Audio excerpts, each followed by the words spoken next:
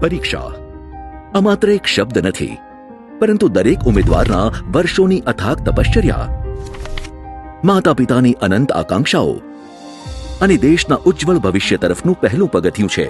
આ વ્યવસ્થાને જાળવવી અને દરેક ઉમેદવારની વર્ષોની મહેનતને યોગ્ય સન્માન અને ન્યાય આપવો એ જ સરકારની પ્રાથમિકતા રહી છે.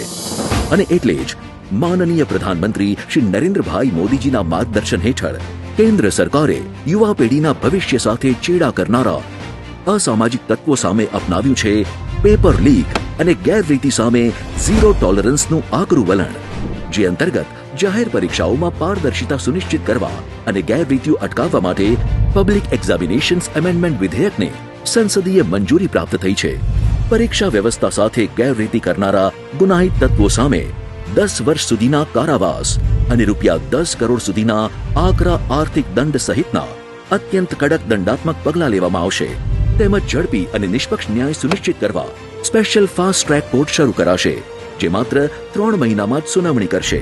પેપર લીક અને ગેરરીતિ સામે કેન્દ્ર સરકારના ઝીરો ટોલરન્સના આકરા સંકલ્પથી જ મળશે દરેક મહેનતુ ઉમેદવારને પારદર્શી પરીક્ષા અને સુરક્ષિત ભવિષ્યની ગેરંટી.